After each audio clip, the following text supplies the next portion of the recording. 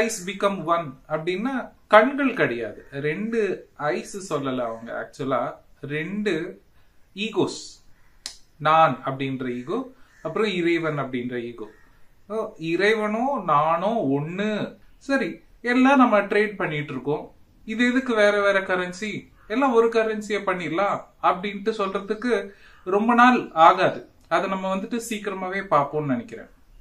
எல்லாருக்குமே எப்பவுமே நல்லது பண்ணணும், ஏதோ ஒரு நல்லது பண்ணணும் அப்படின்ற யோசனை தான். என்ன பாக்குறோம், என்ன பேசுறோம், எப்படி பழகுறோம், யார் கூட பழகுறோம், இது எதுவுமே நமக்கு தெரியறதே இல்லை. அதனால பல பிரச்சனைகள். ஆனா பெத்தவங்களா நம்ம கடமை என்னன்னா சொல்லணும், இப்படி இப்படி இருக்கு, ஆனா பயம் காட்டக்கூடாது. இந்த உடல் மூலமா இறைவன் சுவாசிக்கிறார் அப்படின்ற விஷயம் நமக்கு மெதுவா புரிய வரும்.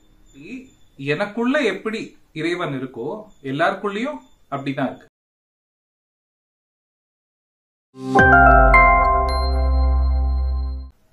பிஎம்சி தியானிகளுக்கு வணக்கம். வேரா ஸ்டான்லி ஆல்டர் மேடம் எழுதின தி ஃபிஃப்த் டைமென்ஷன், ஐந்தாவது பரிமாணம் அப்படின்ற புத்தகத்துல இருந்து நம்ம இன்னைக்கு 6வது நாளா நிறைய விஷயங்கள் தெரிஞ்சுக்கிட்டு இருக்கோம். முக்கியமா இதுல நமக்கு வார் நடக்குது இல்லையா, நிறைய அந்த வார் எல்லாம் ரொம்ப குறைஞ்சிடும். உக்ரைன்ல ஏதாவது பிரச்சனை அப்படின்னாவே எல்லாருக்குமே ஒரு மன வருத்தம் தான். அந்த மாதிரி எல்லாம் பண்ணக்கூடாது, எல்லாம் சேர்ந்து இருக்கணும் அப்படின்னு சொல்லிட்டு இந்த யுத்தம் அப்படின்னாவே யாருக்குமே எதுவுமே பிடிக்க மாட்டேங்குது. அப்படி ஆல்மோஸ்ட் 80% வந்துட்டு குறைஞ்சிருச்சு. இதுக்கு முன்னாடி எந்த ஊரை கைப்பற்றலாம், இல்ல அப்படின்னா எந்த நாட்டை போயிட்டு நம்ம சண்டை போடலாம் அப்படின்ற மாதிரி தான் இருக்கும். ஆனா இப்போ அதெல்லாம் ரொம்ப ரொம்ப குறைஞ்சிருக்கு. இதுதான் டெவலப்மெண்ட் டுவர்ட்ஸ் ஃபிஃப்த் டைமென்ஷன்.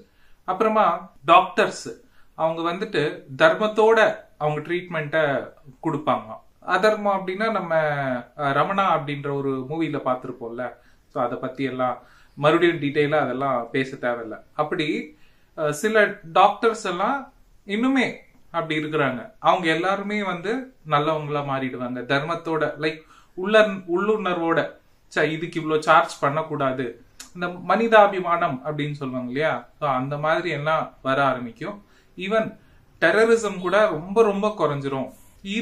இந்த மாதிரி கீழ்த்தரமா எங்க இறைவன் சொல்லியிருக்க மாட்டாரு அப்படின்னு சொல்லிட்டு அவங்கள உணர்ந்துட்டு அந்த ஹிம்சை மார்க்கம் கண்டிப்பா எங்க இறைவன் சொல்லியிருக்க மாட்டாரு அப்படின்ற விஷயத்த புரிஞ்சுக்கிட்டு அவங்க மறுபடியும் அதை கோத்ரூ பண்ணிட்டு எது எப்படி கரெக்டா இருக்கோ அந்த அதுல கொடுத்திருக்கிற முழு அர்த்தத்தை புரிஞ்சுக்கிட்டு அவங்க வந்துட்டு செயல்பாடு செய்வாங்க.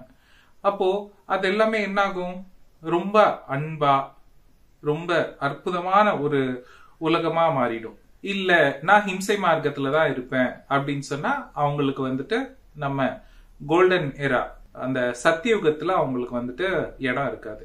அவங்க மறுபடியும் நிறைய பெயின் எல்லாம் கோத்ரூ பண்ண வேண்டியது இருக்கும். அதுக்கப்புறமா தான் அவங்க வந்துட்டு அப்போ கூட அவங்க உணர்ந்து அவங்க மாறினால் ஒழிய, தெரிஞ்சா பத்தாது, மாறணும். ஸோ மாறினா ஒழிய நமக்கு வந்துட்டு அந்த கோல்டன் ஏரால வாய்ப்பு கிடைக்காது வாழ்றதுக்கு. ஜீசஸ் சொல்லுவார்ல, when 2 eye becomes 1 your body will become light அப்படின்னு சொல்லிட்டு.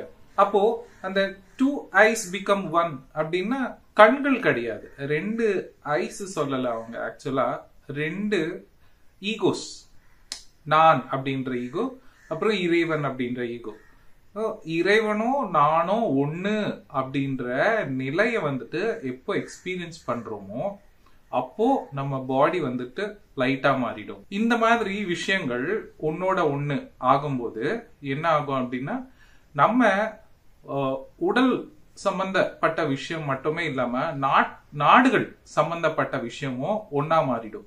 நம்ம மாற மாற நாடுகளும் ஒன்னா மாறும் பாருங்க. அப்போ ஒரு தனி மனிதனும் அவங்க தியானம் பண்ணி அவங்களுக்குள்ள இருக்கிற இறை தத்துவத்தை அவங்க தெரிஞ்சுக்கணும். அப்போ என்ன ஆகுமா, எப்படி முன்காலத்துல எல்லாம் செப்பரேட்டா இருந்த நாடுகள், இந்தியா அப்படின்னு சொல்லிட்டு சேர்ந்து நம்ம வந்துட்டு செயல்பாடு பண்ணிட்டு இருக்கோம். அதே போல யூகே, யுஎஸ்ஏ, இத போல செப்பரேட்டா இருந்த எல்லாம் ஒன்னா சேர்ந்து ஒரு கண்ட்ரியா எப்படி மாறிச்சோ, ஸ்டார்டிங்ல வந்துட்டு 2-3 கண்ட்ரிஸ் வந்துட்டு ஒன்னா சேர்ந்து ஒர்க் பண்ணுமா. இது எப்போ எழுதுனாங்க அப்படின்னா 1940 எழுதுனாங்க இந்த புக்கு.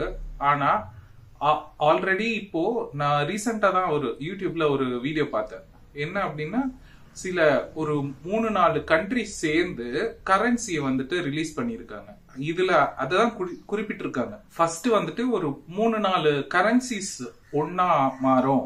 அவங்க வந்துட்டு அந்த காமன் கரன்சி வச்சுட்டு அவங்க நார்மலா போய் பொருட்களை எல்லாத்தையும் வாங்கலாம் அப்படின்ட்டு குறிப்பிட்டிருக்காங்க. பாருங்க, இப்போ ஆல்மோஸ்ட் அது நடந்துகிட்டு இருக்கு, நம்ம கண்ணால பாக்குறோம். அப்போ நம்ம இந்த உடல் விட்டு போறதுக்குள்ள எல்லா கண்ட்ரிஸும் ஒன்னாகிறது நம்ம கண்டிப்பா பார்ப்போம் அப்படின்னு நான் நம்புறேன். ஒரு நாட்டவங்களை பார்த்து இன்னொரு நாட்டவங்களுக்கு ஃப்ரெண்ட்ஷிப் அப்படின்றது மெதுவா வர ஆரம்பிக்கும். இதுக்கு முன்னாடி நமக்கு சோஷியல் மீடியா இல்லாதப்போ நம்ம நியூஸை மட்டும் பார்த்து தான் டிசைட் பண்ணிடுவோம். எஸ், அவங்க எல்லாருமே கெட்டவங்க, இன்னொரு கண்ட்ரிஸ்காரங்க, அவங்களுக்குள்ள ஈரமே இல்லை அப்படின்ட்டு நம்ம ஜஸ்ட் அப்படிதான் அப்படின்னு சொல்லி ஜட்ஜ் பண்ணிட்டு இருந்தோம். ஆனா இப்போ சோஷியல் மீடியா வந்த பிறகு எத்தனையோ பேரு அவங்களுடைய ஃப்ரெண்ட்ஸ் வேற வேற கண்ட்ரீஸ்ல எல்லாம் இருக்கிறாங்க. இல்லப்பா, அந்த மக்கள் எல்லாம் ரொம்ப ஸ்வீட், ரொம்ப நல்லா ஹெல்ப் பண்றாங்க அப்படின்ற ஒரு அந்த ஒன்னஸ் அப்படின்றது வருது. இத போல நம்ம விஷயங்கள் கேட்கும் போது என்ன ஆகும், ஆமா மக்கள் நல்லவங்க தான், ஆனா கவர்மெண்ட் தான் ஏதோ பண்ணுது அப்படின்ற ஒரு புரிதல் அப்படின்றது வருது இல்லையா. அப்படிதான் இந்த எல்லாம் ஒண்ணு லைக் நமக்கு டிஸ்டன்ஸே இல்லாத நிலைக்கு போயிட்டோம் சோசியல் மீடியானால. அந்த டிஸ்டன்ஸ் இல்லாததுனால நம்ம எல்லார்கிட்டயும் சில பேர் எல்லாம் நிறைய பொருட்கள் ஃபாரின்ல இருந்து இங்க நம்ம ஆன்லைன்ல ஆர்டர் பண்ணிட்டு வாங்கிட்டு இருக்கோம், இங்க இருந்து அவங்க ஆர்டர் பண்ணிட்டு வாங்கிட்டு இருக்காங்க. அப்போ நமக்கு நீங்க வேற நான் வேற அப்படின்றதே இல்லை. சரி, எல்லாம் நம்ம ட்ரேட் பண்ணிட்டு இருக்கோம், இது எதுக்கு வேற வேற கரன்சி, எல்லாம் ஒரு கரன்சியை பண்ணிடலாம் அப்படின்ட்டு சொல்றதுக்கு ரொம்ப நாள் ஆகாது. அதை நம்ம சீக்கிரமாவே பார்ப்போம்னு நினைக்கிறேன். எல்லாருக்குமே எப்பவுமே நல்லது பண்ணணும், ஏதோ ஒரு நல்லது பண்ணணும் அப்படின்ற யோசனை தான் எல்லாருக்குமே இருக்குமா. இப்போ நார்மலாவே நம்ம யாருக்காவது நல்லது பண்ண எவ்வளவு சந்தோஷமா இருக்கு. அதே போலதான் அந்த ருசி இருக்குல்ல, நல்லது பண்ணணும் அப்படின்ற ருசி, அது ரொம்ப அதிகமாயிட்டு அதை எக்ஸ்பீரியன்ஸ் பண்ணி எப்பவும் நல்லது பண்ணணும் அப்படின்ற எண்ணம் மட்டும்தான். எப்படி பண்ணா நல்லா இருக்கும். இப்போ நிறைய பேரு செடிகள் வச்சிட்டு இருப்பாங்க. அந்த செடிகள் வைக்கும் போது அவங்களுக்கு அந்த ஹாப்பினஸ் வரும்ல. ரோட்ல நிறைய ஹைவேஸ்ல செடி நடுவாங்க, இல்ல அப்படின்னா விதைப்பந்துகள் அப்படின்னு சொல்லிட்டு மலை மேல ஏறி தூவுவாங்க. இது எல்லாம் பண்ணும்போது என்ன ஆகுது அப்படின்னா ஹாப்பினஸ் வருது. அப்போ அந்த மாதிரி ஏதாவது ஒரு விஷயம் பண்ணணும். வாட்டர் பாண்ட்ஸ் இருக்கும், அந்த பாண்ட்ஸை அவங்க ரெஸ்பான்சிபிலிட்டி எடுத்துட்டு கிளீன் பண்ணி விடுவாங்க. இது எல்லாம் என்ன சேஞ்சஸ், நான் எதுக்கு இது பண்ணணும் அப்படின்னு சொல்லி நினைக்காம எல்லாரும் நல்லா இருக்கணும், அதுல நானும் சேர்ந்து நல்லா இருப்பேன் அப்படின்ற ஒரு தாட்டோட அவங்க நல்ல விஷயங்கள் பண்ணிட்டு இருக்காங்க. வரப்போற காலத்துல இந்த அணு ஆயுதங்கள் எல்லாம் பண்ணக்கூடிய ஃபேக்டரிஸ் இருக்குல்ல, அது எல்லாம் முழுக்க முழுக்க ஸ்டாப் ஆயிடுமா. அப்புறம் இந்த சப்மரைன்ஸ் அது எல்லாமே அதோடைய மேனுஃபேக்சர் கூட ஸ்டாப் பண்ணிடுவாங்க. பாருங்க, அது கேட்கறதுக்கே எவ்வளவு நல்லா இருக்கு. நம்ம இந்த மாதிரி விஷயங்கள் கேட்கும் போது ஒரு விஷன் அப்படின்றது வரும்ல, அந்த விஷன் தான் நம்ம கிரியேட் பண்றோம். ஏன்னா we are creators. இப்போ நம்ம என்ன பண்றோம் அப்படின்னா லக்ஸூரியஸ் ஜாப் என்ன அப்படின்னா ஐடி சாஃப்ட்வேர் அந்த மாதிரி நம்ம சொல்றோம் இல்லையா. ஆனா ஃபியூச்சர்ல லக்ஸூரியஸ் ரொம்ப முக்கியமான விஷயம் எது மாறும் அப்படின்னா ஃபார்மிங். அந்த ஃபார்மிங்க்கு கவர்மெண்ட் அவ்வளோ சப்போர்ட் பண்ணுமா. அப்புறமா ஆர்ட் என்கரேஜ் பண்ணுவாங்களாம், டான்ஸ், சிங்கிங், ஏதோ ஒரு மியூசிக்கல் இன்ஸ்ட்ருமெண்ட், கிரியேட்டிவ் திங்ஸ். அந்த கிரியேட்டிவ் திங்ஸ் எல்லாரும் ஒன்னொன்னு ஏதோ ஒண்ணு அவங்களுக்கு பிடிச்சது பண்ணிட்டு இருப்பாங்களாம். இப்போ கூட நம்ம இன்ஸ்டால பார்த்தோம் அப்படின்னா நிறைய பேரு பாடுறாங்க, டான்ஸ் ஆடுறாங்க, அதுக்கப்புறமா சமைக்கிறாங்க, சில பேர் பெயிண்டிங், அது போல ஒரு ஒன்றும். லைக் இப்போ டான்ஸ் ஆடும்போது என்ன ஆகும் அப்படின்னா மூலாதார சக்கரா அந்த பிளட் ஃப்ளோ அப்படின்றது நல்லா நடக்கும், அங்க இருக்கிற கிளாண்ட்ஸ் எல்லாம் நல்லா ஆக்டிவேட் ஆகும்.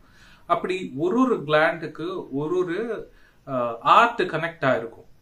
பாடும்போது விசுத்திக்கு, ஆக்ஞாவுக்கு பெயிண்டிங். அப்படி நான் வந்து உதாரணத்துக்கு சொல்றேன், அது டீடைலா நம்ம வந்துட்டு இன்னும் வேற கிளாஸ்ல தெரிஞ்சுக்கலாம். அப்போ இந்த மாதிரி ஆர்ட் ஃபார்ம் பண்ணும்போது கூட நமக்கு வந்துட்டு பிரபஞ்ச ஆற்றல் நம்மளால ஈஸியா ரிசீவ் பண்ண முடியும். ஏன்னா ஆர்ட் பண்ணும்போது நம்ம தாட்லெஸ் ஸ்டேட்ல போயிடுறோம்.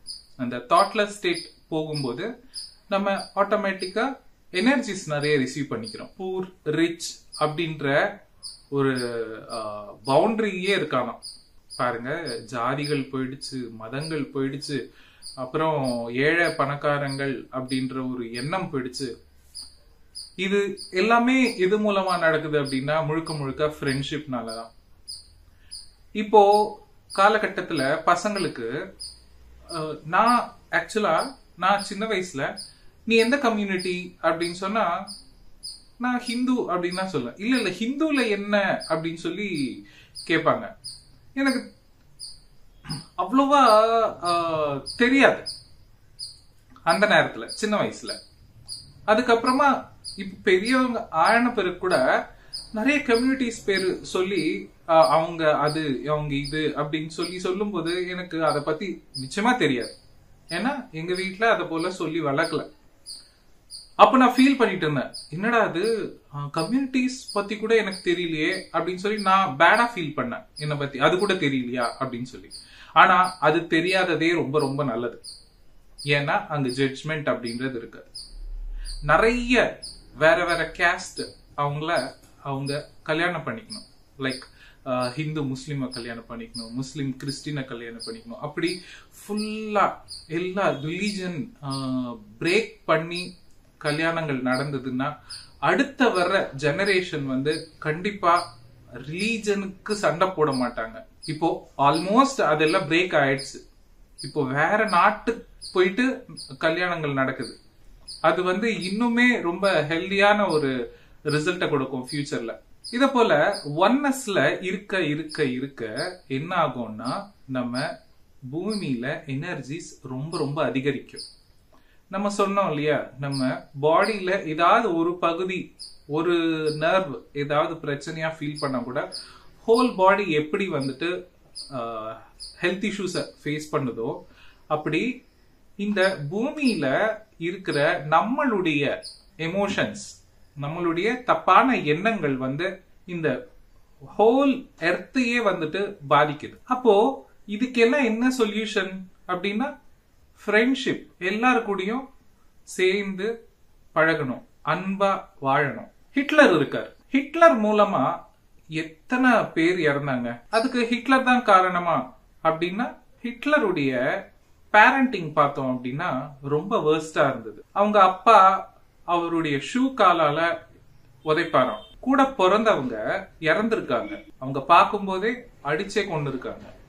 இப்படி ரொம்ப வேர்ஸ்டான பேரண்டிங் மூலமா ஹிட்லர் வந்துட்டு அவருடைய தாட்ஸ் அவ்வளவு டிஸ்ட்ராக்டிவா வேர்ஸ்டா இருந்து எத்தனையோ பேர் அவர் மூலமா இறந்தாங்க, யுத்தங்கள் வந்தது. அந்த பேரண்டிங் அப்படின்றது ப்ராப்பரா இருந்தது அப்படின்னா அவர் மூலமா உலகுக்கு நல்லது நடந்திருக்கும். எப்பவுமே கத்தி பேசுறாங்க பசங்க அப்படின்னா அன்பா பேசு, மெதுவா பேசு அப்படின்றத பெத்தவங்க சொல்லி கொடுக்கணும். அப்போ பிள்ளைகளுக்கு வந்துட்டு யாரு உலகம் அப்படின்னா அப்பா அம்மா தான்.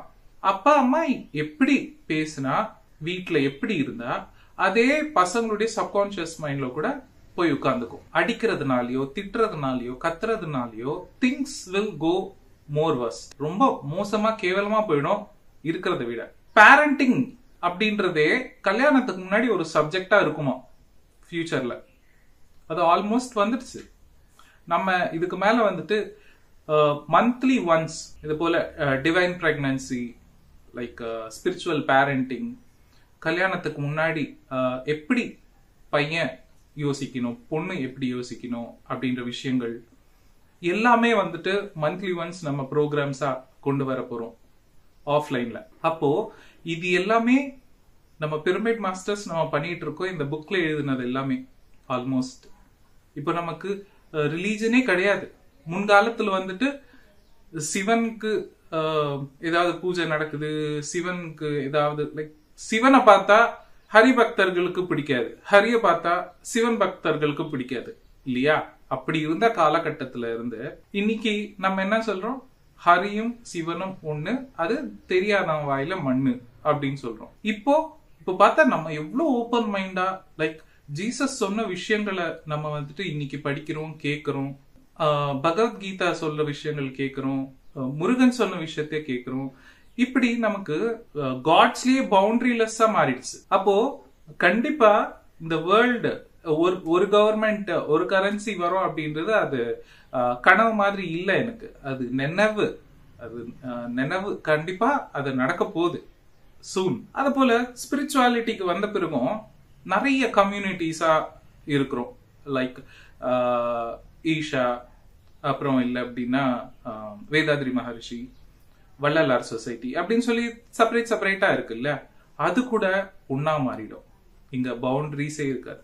அதோடைய முயற்சி தான் நான் எடுத்திருக்கேன். இந்த வாட்டி நம்மளுடைய வெஜிடேரியன் ரேலியில எல்லா சொசைட்டியும் சேர்ந்து நம்ம ஒர்க் பண்ணணும், வெஜிடேரியனிசம்காக போராடணும் அப்படின்னு சொல்லிட்டு ஒரு ஸ்டெப் எடுத்திருக்கோம். எப்பவுமே அந்த வெஜிடேரியனிசம் வரும்போது நம்ம எல்லா சொசைட்டியும் சேர்ந்து ஒர்க் பண்ணிச்சு அப்படின்னா அந்த 5th டைமென்ஷனுக்கு நம்மளுடைய கான்ட்ரிபியூஷனா நம்ம மாறி காட்டுறோம் அந்த பிரபஞ்சத்துக்கு.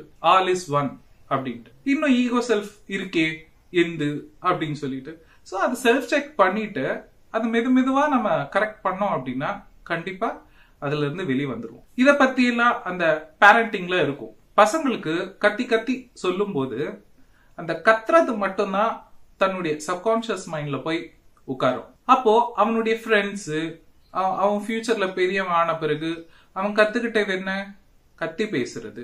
அதே அவன் வந்துட்டு இன்ஹேல் பண்ணிக்கிட்டு அதே குவாலிட்டிய அவன் வெளியே விடுவான். அவங்களுக்கு தெரியாது அது தப்பு அப்படின்றது தெரியாது. ஏன்னா இப்படிதானே தப்பு பண்ணா செஞ்சாங்க, இப்படிதான் பேசுனாங்க, அப்ப நான் இன்னும் அப்படிதான் பேசுவேன், அப்படிதான் கத்துவேன், அப்படிதான் அடிப்பேன் அப்படின்ற தப்பான ப்ரோக்ராமிங் ஃபிக்ஸ் ஆயிடும். அந்த சப்கான்சியஸ் மைண்ட் இருக்கு இல்லையா, அது ரொம்ப ரொம்ப கண்ணாடி மாதிரி. அது எப்படி பாக்குதோ அது அப்படியே எடுத்துக்கும். 7 years வரைக்கும் பசங்களுக்கு சப்கான்சியஸ் மைண்ட் ரொம்ப ஓப்பனா இருக்கும். நம்ம அந்த 7 yearsல பேரண்டிங் எப்படி இருக்கோ மீதி லைஃப் கூட அவங்களுக்கு அதே போலதான் இருக்கும். அவங்களுக்கு பவுண்டரிஸ் என்ன அப்படின்றத நம்ம சொல்லிக் கொடுக்கணும், தர்மங்கள் என்ன அப்படின்றத சொல்லிக் கொடுக்கணும். வருங்காலத்துல ஸ்கூல்ஸ்ல எல்லாம் இப்போ ஸ்கூல்ஸ்ல என்ன சொல்லி கொடுக்கறாங்க மேக்சிமம் அப்படின்னா என்ன படிச்சா எவ்வளவு சம்பாதிக்கலாம் அப்படின்றதுதான் சொல்லி கொடுக்கறாங்க இல்லையா. எத்திக்ஸ் அப்படின்றதே இல்ல. மாரல் சயின்ஸ் அப்படின்ட்டு சின்ன வயசுல இருந்தது, எங்களுக்கு இருந்தது ஒரு சப்ஜெக்ட். ஆனா அந்த சப்ஜெக்ட் என்ன பண்ணுவாங்க அப்படின்னா நாங்க வந்துட்டு மேக்ஸ் கவர் பண்ணோம், சயின்ஸ் கவர் பண்ணோம் அப்படின்னு சொல்லிட்டு அந்த பிடி பீரியடையும் மாரல் சயின்ஸையும் அவங்க வந்துட்டு ஆக்குபை பண்ணிட்டு இருந்தாங்க. அப்போ பிடி பீரியட் இல்ல அப்படின்னா பிசிக்கல் ஆக்டிவிட்டி இல்ல, மாரல் சயின்ஸ் இல்ல அப்படின்னா மென்டல் ஆக்டிவிட்டி இல்ல. அப்போ ரெண்டும் முக்கியமானது. அந்த ரெண்டு முக்கியமான விஷயம் இருந்தா அவன் லைஃப்ல எதையும் சாதிக்கக்கூடிய கான்பிடன்ஸ் அப்படின்றது கிடைக்கும். அந்த ரெண்டு முக்கியமானத வாரத்துக்கு ஒரு நாள் வச்சுட்டு மிச்சதும் தேவைதான், நான் இல்லைன்னு சொல்ல வரல. பட் இதுக்கும் முக்கியத்துவம் கொடுக்கணும், எல்லாத்துக்கும் ஈக்குவலா பார்க்கணும். ஸ்கூல்ஸ்ல நம்ம மெடிடேஷனும் இந்த மாதிரி எத்திக்ஸ், தர்மங்கள், நியாயம், கர்மா, இந்த விஷயங்கள் எல்லாமே நம்ம ஸ்கூல்ஸ்ல போய் சொல்லி கொடுக்கும் போதுதான், அந்த ஒன்னஸ் பத்தியும் சொல்லி கொடுக்கும் போதுதான் அடுத்த ஜெனரேஷன் வந்துட்டு அற்புதமா இருக்கும். சத்தியுகத்தை நம்ம கண்ணால பார்க்கலாம் அடுத்த 10 வருஷத்துல. தியானத்துக்கு வர்றதுக்கு முன்னாடி யார்கிட்ட சொல்லி அழலாம், யார் வந்துட்டு சரி பரவாயில்ல எல்லாம் சரியாயிடும் அப்படின்னு சொல்லுவாங்க அப்படின்ட்டு நம்ம யார்கிட்டயோ சொல்லணும்னு நினைப்போம்.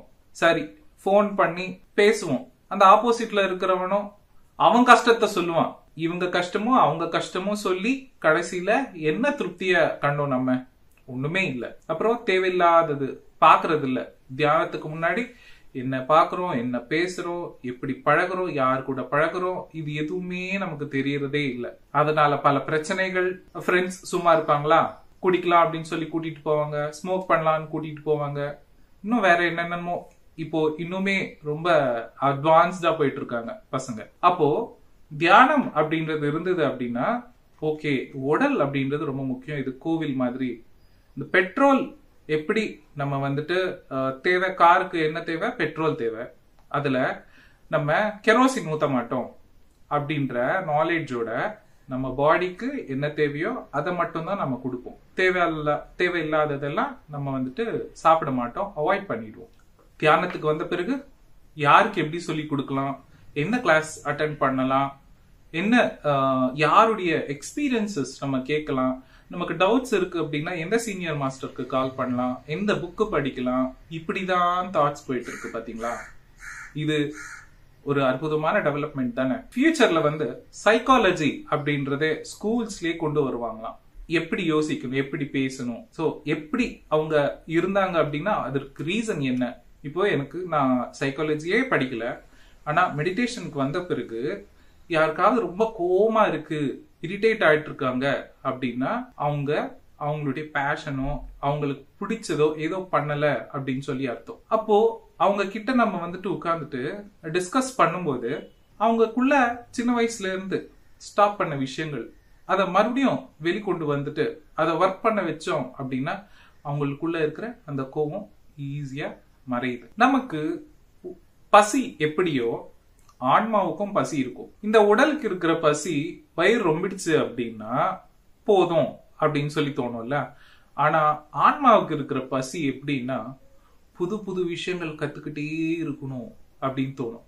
நீங்க புது புது விஷயங்கள் கத்துக்கும் போது பாத்தீங்க அப்படின்னா உங்களுக்கு கோவம் வராது, சந்தோஷமா இருப்பீங்க.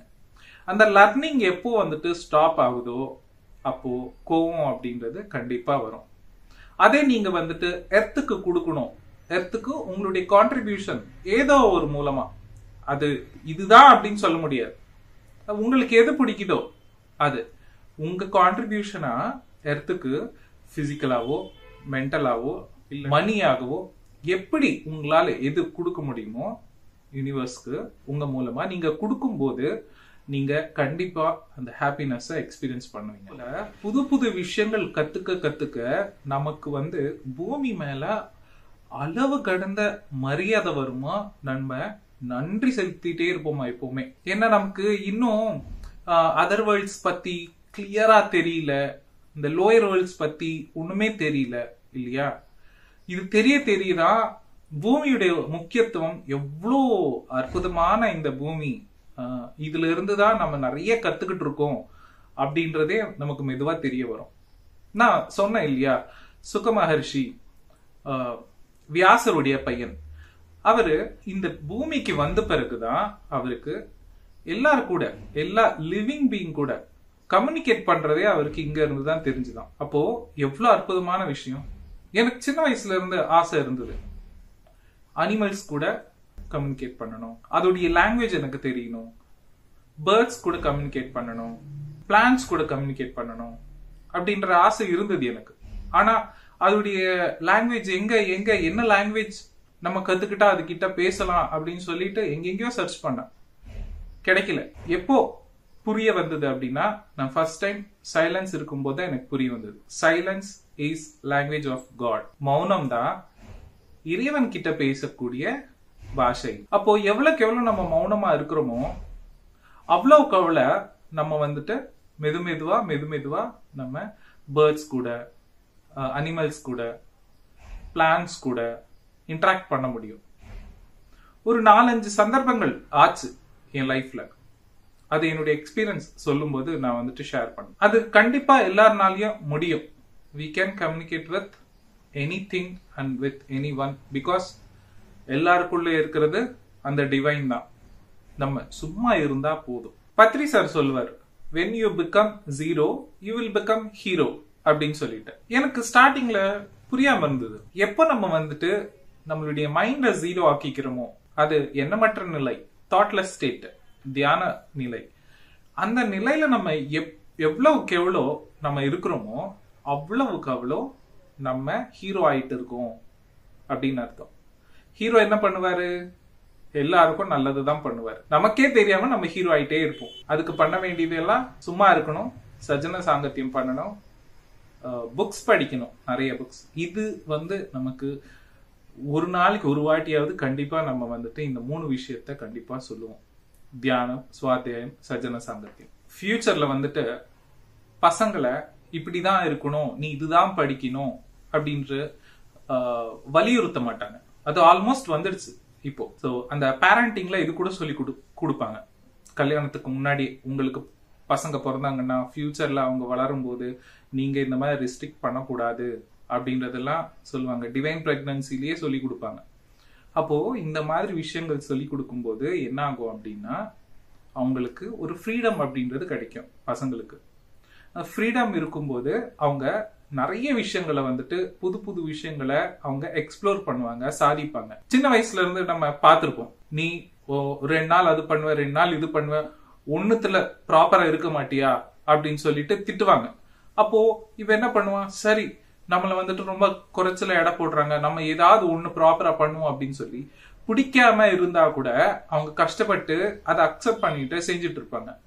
அவங்க விடுறாங்க அப்படின்னா அது அவங்களுடைய வழி கிடையாது. அவங்க இன்னும் எக்ஸ்ப்ளோர் பண்ணிட்டு இருக்காங்க, அவங்க தேடிக்கிட்டு இருக்காங்க அவங்களுக்கு எது பிடிக்கும் அப்படின்ட்டு. அப்போ பெத்தவங்களா நம்மளுடைய வேலை என்ன அப்படின்னா அவங்களுக்கு அதை சப்போர்ட் பண்ணணும். ஓகே அது பிடிக்கலையா, ஓகே அடுத்து ட்ரை பண்ணு. யார் கொடுப்பா ஹோப்? நீங்க பசங்களுக்கு பயத்தை கொடுத்துட்டு இருந்தா அவங்க எப்படி ஹெல்தியான லைஃப் லீட் பண்ணுவாங்க? நீங்க என்ன கொடுக்குறீங்களோ அதுதான் பசங்க மறுபடியும் சொசைட்டி கொடுப்பாங்க, அதாவது அடுத்த ஜெனரேஷன் கொடுப்பாங்க. நீங்க பயத்தை காமிச்சிங்கன்னா, டேய் நீ இப்படி இருந்தான்னா நாளைக்கு என்னடா பிச்சை தான் எடுக்க போற அப்படின்னு சொல்லி வளர்த்தா அவன் என்ன பண்ணுவான், அவனுடைய எண்ணம் எல்லாம் அப்படிதான், ஐயோ நான் இப்போ இதையாவது நான் சீரியஸா பண்ணல அப்படின்னா நான் நாளைக்கு பிச்சை தான் எடுப்பேன் அப்படின்ட்டு ஏதோ ஒண்ணுத்த பிடிக்கல அப்படின்னா கூட அவன் ஒருத்தர் கீழே ஒரு ஸ்லேவ் மாதிரி தான் ஒர்க் பண்ணிட்டு இருப்பான். ஆனா பெத்தவங்களா நம்ம கடமை என்னன்னா சொல்லணும், இப்படி இருக்கு, ஆனா பயம் காட்டக்கூடாது, ஹோப் கொடுக்கணும். எதையாவது பண்ணுடா, கன்சிஸ்டன்டா பண்ணு, அதுல சக்சஸ் கிடைக்கும் அப்படின்ற நீங்க ஹோப் கொடுத்தீங்க அப்படின்னா அவன் நிறைய விஷயங்களை சாதிப்பான். நீ தாண்டா எங்களை நாளைக்கு காப்பாத்தணும் அப்படின்ற மாதிரி இருக்காதான். ஒரு ஏஜ் வந்ததும் ஃபாரின்ல நடக்குது இல்லையா, அவங்களுடைய சம்பாத்தியத்தை பார்த்துட்டு எப்படி போயிடுவாங்களோ அத போல எல்லா இடத்துலயும் போயிடுவாங்க. அப்போ பெரியவங்களுடைய கதி என்ன அப்படின்னா, கவர்மெண்ட் பாத்துக்குமா, யாருக்கும் எந்த ஒரு கஷ்டம் இல்லாம அவங்கள பாத்துக்குமா. அப்போ இவங்களுக்கு என்ன, அந்த ரெஸ்பான்சிபிலிட்டி அப்படின்ற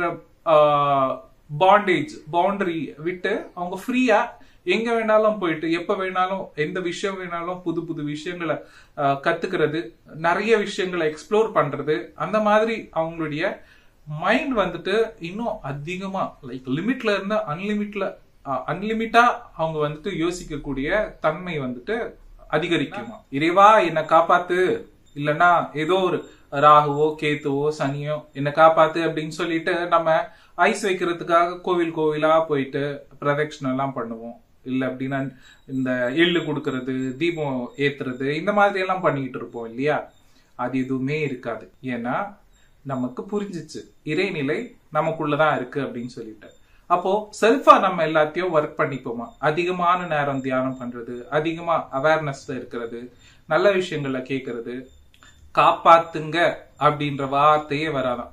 ஓகே இந்த மாதிரி பிரச்சனை வந்திருக்கா, இது எப்படி ஹேண்டில் பண்ணணும், இதுல இருந்து என்ன கத்துக்கணும் அப்படின்றத ப்ராப்ளமா பார்க்காம நம்ம அதுல இருந்து பயிற்சியா லைக் என்ன கத்துக்கணும் அப்படின்ற ஒரு யோசனையோட நம்ம வாழ்வோமா. ஆல்மோஸ்ட் நம்ம பிஎஸ்எஸ்எம்ல பிஎம்சில இருக்கிறவங்க இறைவா அப்படின்னு சொல்லி கேட்கறதே இல்லை. ஏன்னா எல்லாமே கர்ம வினை, நம்ம பண்ணது நமக்கு வருது இல்லையா. அப்போ என்ன பண்ணா எந்த மாதிரி ரிசல்ட் வரும் அப்படின்றது புரிய வருது. கர்மா அப்படின்ற டாபிக்கே நம்ம ஃபியூச்சர்ல எடுக்க போறோம். அதுல கூட எப்படி நம்ம யோசிக்கணும், கர்மா லெவல்ஸ் என்ன, இத பத்தி இன்னுமே நம்ம டீட்டெயிலா நம்ம அங்க தெரிஞ்சுக்கலாம். இப்போ கர்மா அப்படின்னா நம்ம யாருக்கு கொடுத்தோமோ அது நமக்கு திரும்பி வருது. அது தப்பான வார்த்தை கிடையாது. கர்மா அப்படின்றது ஒரு செயல கர்மா அப்படின்றாங்க, அவ்வளவுதான். அது நல்லது கிடையாது, கெட்டது அப்படின்றது கிடையாது. என்ன கர்மம் பண்ணமோ அப்படின்னா என்ன காரியம் செஞ்சனோ தெரியல அப்படின்னு தான் அர்த்தம்.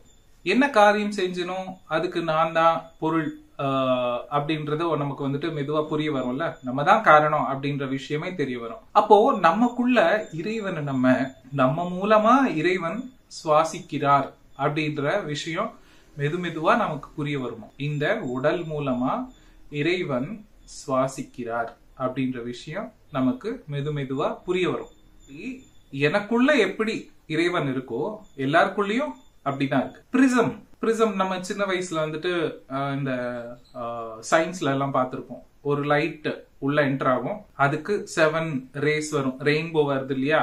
அத போல அந்த பிரிசம்ல எப்படி ஒரு லைட் உள்ள என்டர் ஆயிட்டு பல விதமான வண்ணங்கள் வெளியே வருதோ, அதே போலதான்